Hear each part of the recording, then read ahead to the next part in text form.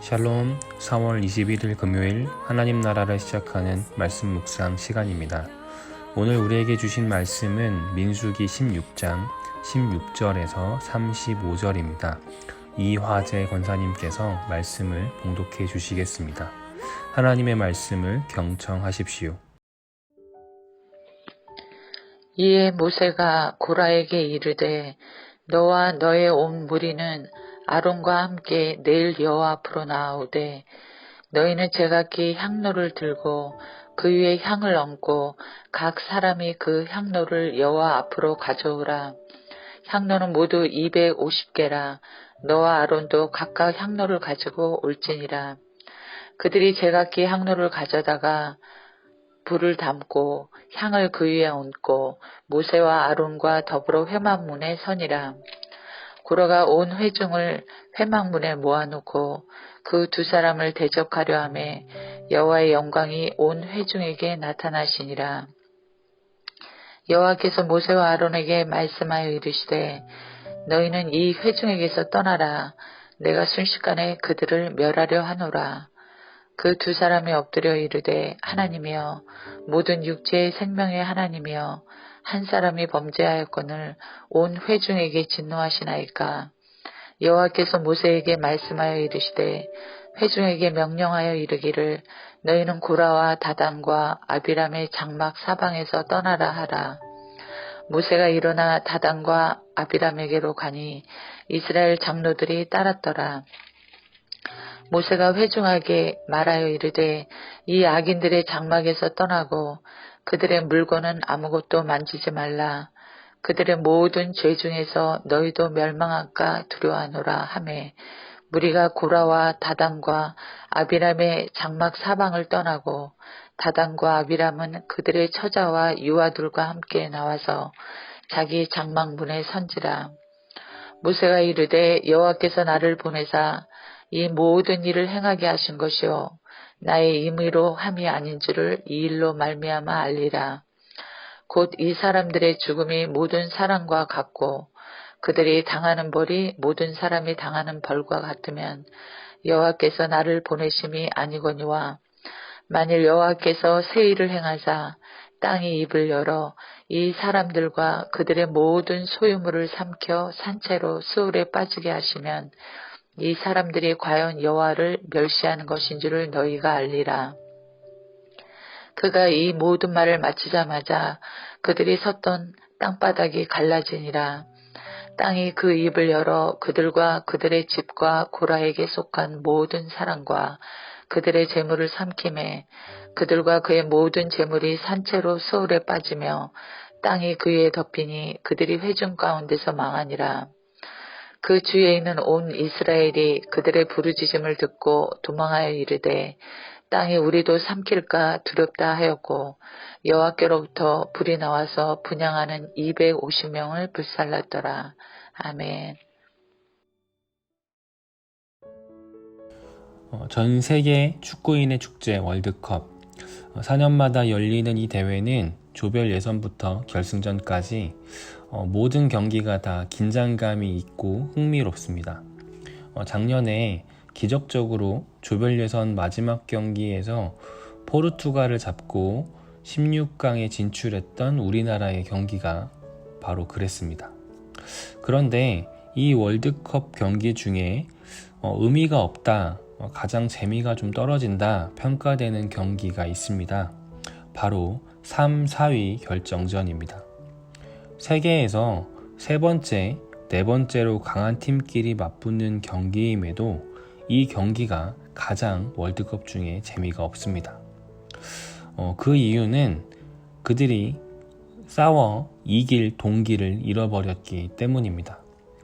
3, 4위전에서 이긴다고 한들 그 두 팀 간에 달라지는 것은 아무것도 없습니다. 그들은 그냥 거기에서 끝입니다. 마치 3, 4위전을 치르는 팀들처럼 이스라엘은 존재할 목표와 동기를 잃어버렸습니다. 그들은 출애굽하여 가나안 땅에 들어가는 것을 목표로 삼고 달려왔습니다. 그런데 이제 그것이 불가능해졌습니다. 14장에 정탐꾼의 보고와 이 보고를 들은 이스라엘의 좌절 그리고 하나님을 향한 원망은 이들 중 단 2사람을 제외하곤 가나안 땅에 들어갈 수 없는 결과를 낳았습니다. 다시금 시작된 광야 생활은 이 고통과 고난의 의미를 찾을 수 없게 했습니다. 가나안으로 들어갈 수 있다는 희망이 사라진 고난은 정말 고통스럽기만 했습니다. 따라서 그들은 방황했고 혼란스러워했습니다. 그리고 이는 원망으로 표출되었습니다. 14장 이후 민수기 하반부는 그 내용이 참 달갑지 않습니다. 이스라엘 백성의 계속되는 원망의 목소리가 담겨져 있기 때문입니다. 이들은 이 원망의 화살을 1차적으로는 모세와 아론에게 돌립니다. 14장 그들이 가나안 정탐 보고를 받는 순간부터 그들은 모세를 원망합니다. 그리고 그 원망은 1차 점령 시도가 실패한 이후 지금까지 계속됩니다. 고라, 다단, 아비람과 250명의 장로들의 반역은 이 원망이 표출된 한 사건입니다. 그들은 모세와 아론에게 가나안 입성 실패 책임을 묻습니다. 그러나 실제 그 내면에는 하나님에 대한 원망이 담겨 있습니다. 13절과 14절을 보면 그들의 대사에서 이를 2가지로 드러냅니다. 첫째로 그들은 애굽을 젖과 꿀이 흐르는 땅이라고 표현합니다. 하나님이 약속하신 젖과 꿀이 흐르는 땅은 가나안입니다. 그런데 그들은 원래 살았던 종살이하던 애굽을 젖과 꿀이 흐르는 땅이라고 표현하며 하나님의 언약을 비꼽니다. 둘째로 모세와 아론, 너희가 우리에게 한 그 가나안 땅으로의 약속을 지키지 않았다고 말합니다.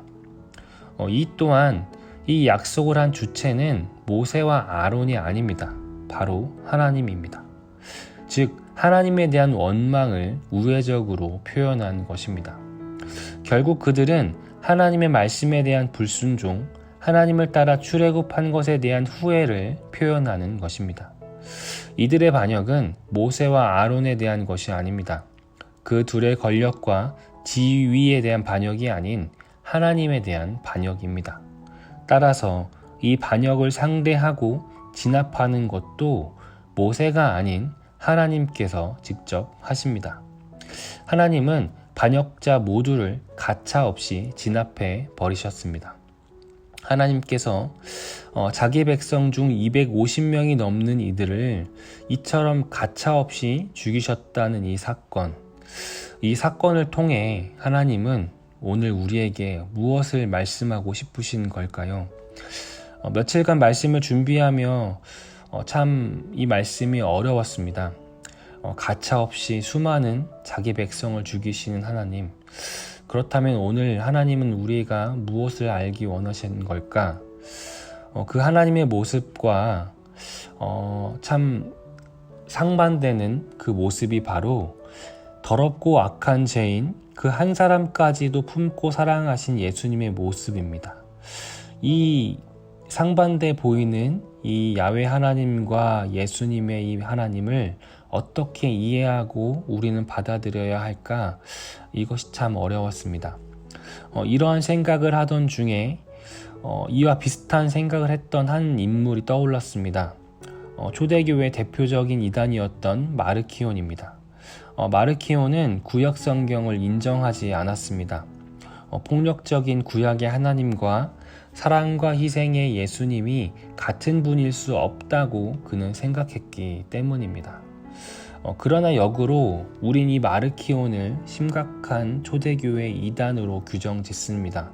동시에 우린 이 두 모습이 다 한 하나님의 모습이라고 믿고 고백합니다. 하나님은 하나님을 진노케 한 수백 명, 아니 그 이스라엘 백성 전부를 멸하시는 분이시지만 동시에 한 사람, 한 죄인을 위해서도 자기 전부를 내어놓으신 분이십니다. 이는 우리에게 주신 성경과 십자가를 통해 이 하나님의 모습, 그 이유에 대해서 설명하십니다. 먼저 성경은 하나님께서 자기 형상으로 사람을 창조하셨다 말씀합니다. 이는 모든 인간이 존귀하고 동등한 존재임을 말씀하심과 동시에 하나님과 인간 사이에 분명한 선이 있음도 말씀하십니다. 에덴 동산 중앙에 있던 나무가 이를 의미했고 출애굽 당시에 진 중앙에 있던 회막이 이를 상징했습니다.